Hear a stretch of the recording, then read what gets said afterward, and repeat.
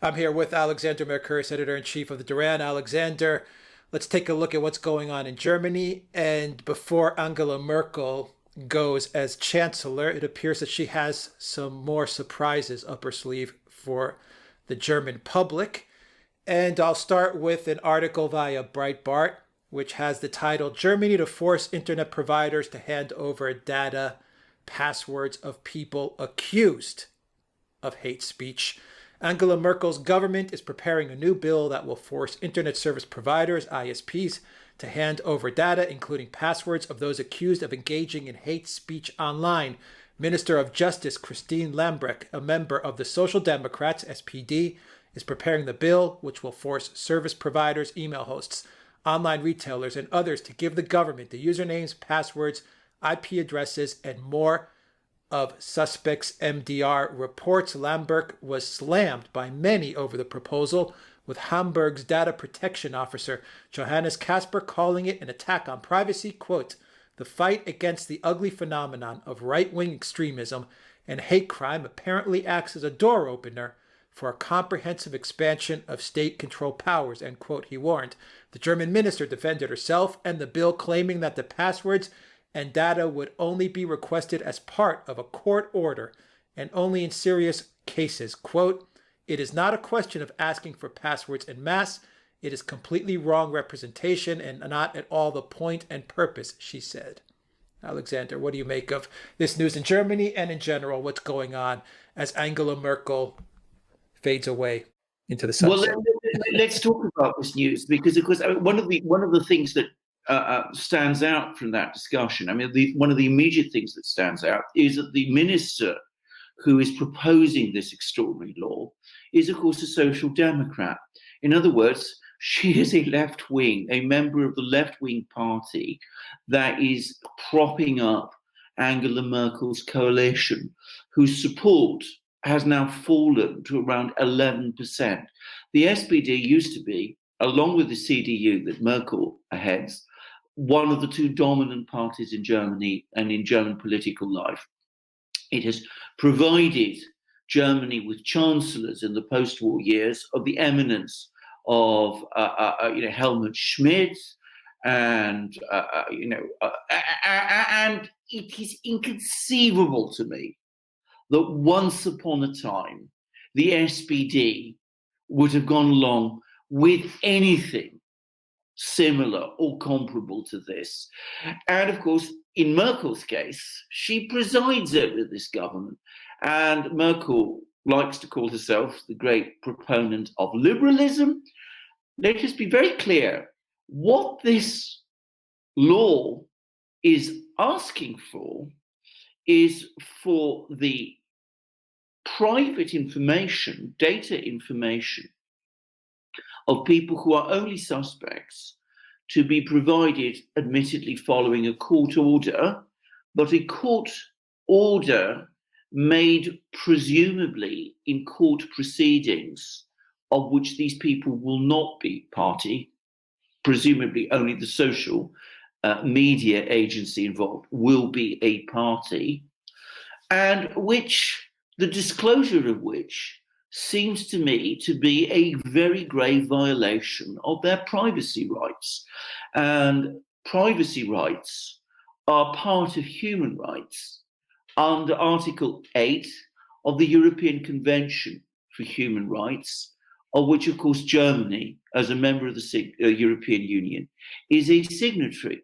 So here we see a social democratic minister in Angela Merkel's centrist government proposing a law completely contrary to her own party's traditions and which is so grossly illiberal, and I use that word in the old-fashioned sense, in the sense, that, Voltaire and those sorts of people, J.S. Mill will once have used words like liberal, which seems to me to violate human rights and to conflict with the whole European tradition of protecting people's civil rights.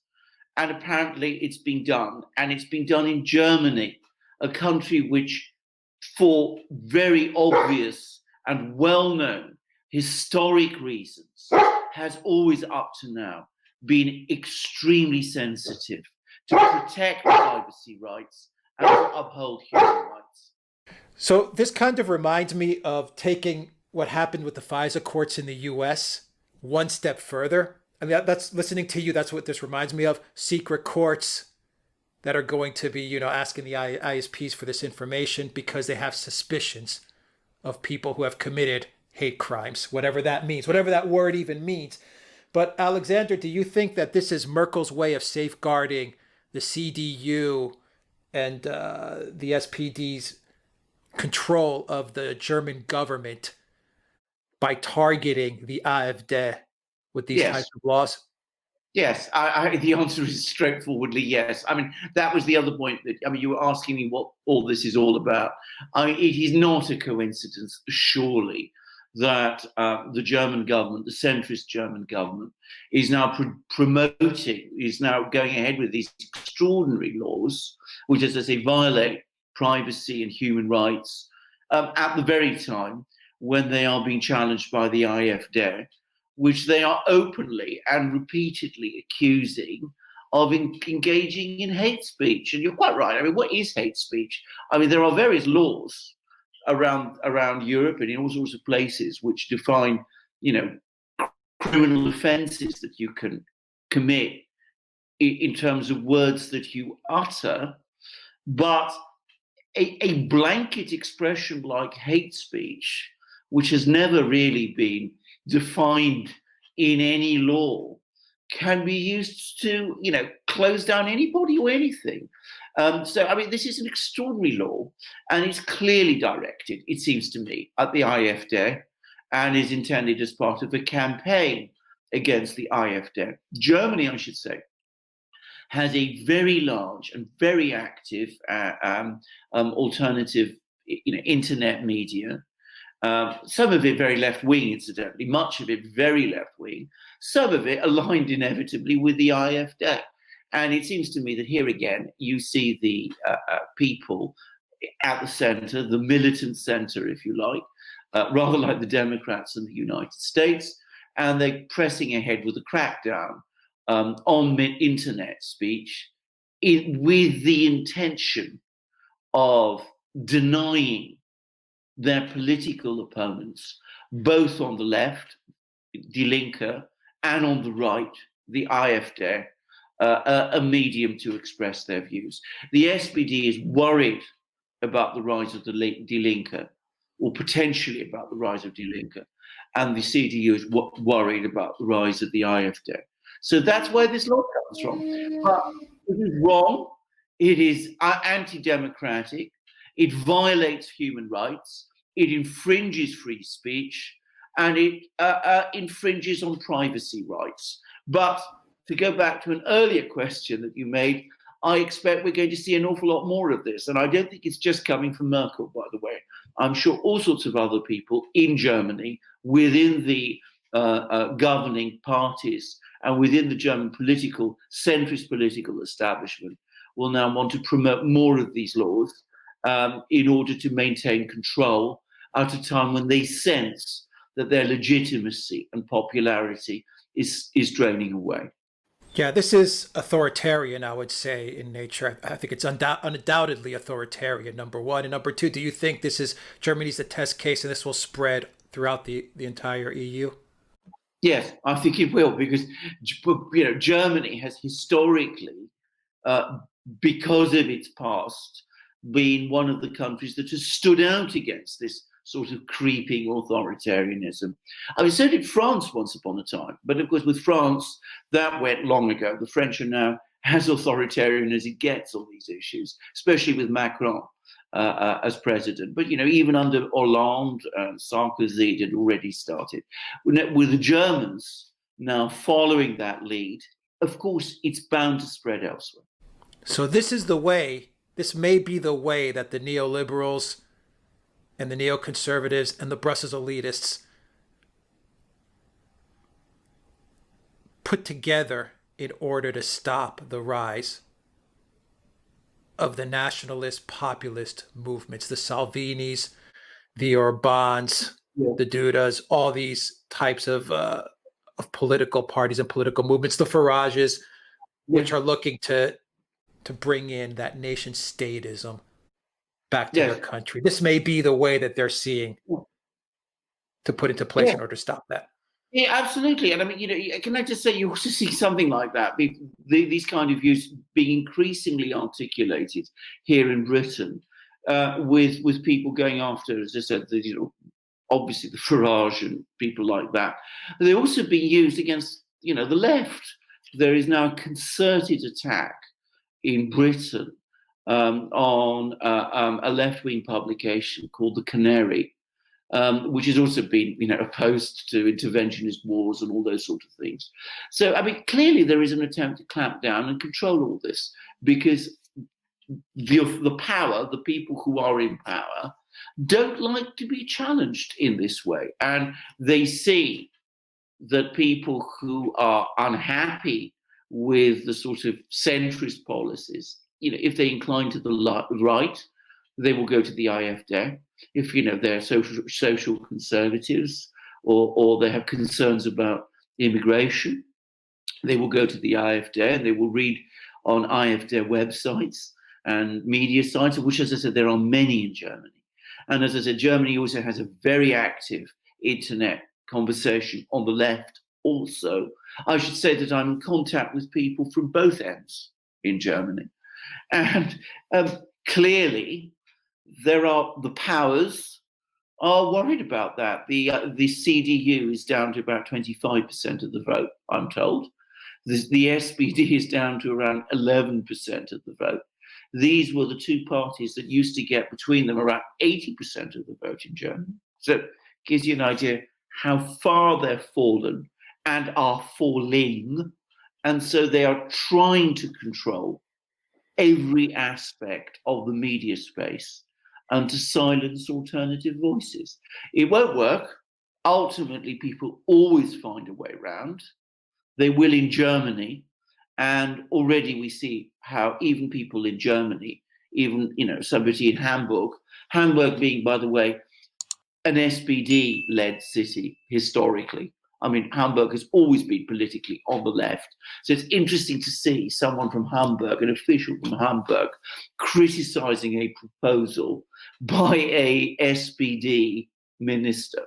But we will see we will see resistance everywhere, and we will see it in Germany also. I have no doubt of it. And finally, Alexander, how is Germany doing? It is in recession, from what I understand. And we also have the news, you mentioned the migrants real quick. We also have the news that Erdogan said that there's around 250,000 Syrians in Idlib now that, there's this renewed confrontation and conflict to clear out Idlib of Al-Qaeda. And Erdogan made the announcement there's around 250,000 Syrians who Turkey is holding back from flooding into Europe. So you also have that dynamic. So give us just an overall roundup how Germany is doing, and perhaps you may want to touch upon the migrant issue that Erdogan has once again hinted at in relation to Europe, because that migrant issue has dogged Merkel for Absolutely. many, many years. Absolutely. Well, first of all, about the state of Germany, I mean, I understand it is in recession. I mean, the latest PMI figures, which show the state of business confidence, show definitely a contraction in manufacturing. And I think there's no doubt about it. I mean, it's just falling fast, and it's dragging down the rest of the EU with it. But Germany, which has up to now always considered itself, the strong, stable centre of the EU, which has been a prosperous, affluent country for most of Merkel's time as Chancellor, is now in recession. She has no answers to this. She has no programme about how to respond to the challenges that Germany faces economically. She has no response to the challenges Germany faces internationally. And you talk about Erdogan. Now, Erdogan, I should say, loathes Merkel. The two of them don't get on at all well. Erdogan has a particular animus against Merkel and Germany generally. Doesn't like France much either, by the way, but that's another story. But, he's now tweaking Merkel by talking about this 250,000 refugees that might be coming to Germany from Turkey. Now, I don't really take that terribly seriously, but Erdogan knows when he says things like this that it's going to upset and alarm a lot of people in Germany who remember the migrant crisis of 2015, when I think it was around 1 million people came. And Merkel made this extraordinary decision then to say that Germany would simply open her doors and basically accept them. And that encouraged even more people to come. And there was a very strong reaction, not just within Germany, but across Europe. But politically, for Merkel, that was a political disaster. And it was the moment when she began to lose the confidence of the German people, which she was already slipping, but up to then, she'd managed to keep it overall. So that was, for Merkel, a decisive moment. She's never really recovered. She's continued under a kind of automatic pilot as Chancellor of Germany, not doing very much, not having any new ideas, uncertain about how to handle Donald Trump, quarreled with Putin, but still needing to maintain a good relationship with Putin at some level, not knowing what to do about Brexit either, or her plans for keeping Britain in the customs union. They've all unravelled. It didn't work out at all as she expected. So she's got no real program going forward. Germany's in recession. Erdogan is talking about another flood of migrants. I have to ask myself, how long is it going to be before people in her own party finally accept the fact that keeping Merkel there is not solving their problems, it's making them worse? Yeah, and laws like this are not going to help. That's just not going to win over the people. Laws like this are not going to help. They are a technocratic and authoritarian response to a deepening legitimacy crisis. Well said. Alexander Merkel, Editor-in-Chief of Duran. Thank you very much. Guys, if you like this video, click on the subscribe button down below. Click on that notifications bell to make sure you get notifications when we publish a new video. Look for us on iTunes and on Soundcloud to get an audio copy of this video. Please donate to us on PayPal, Patreon, and Subscribestar. You'll find links to those platforms in the description box down below.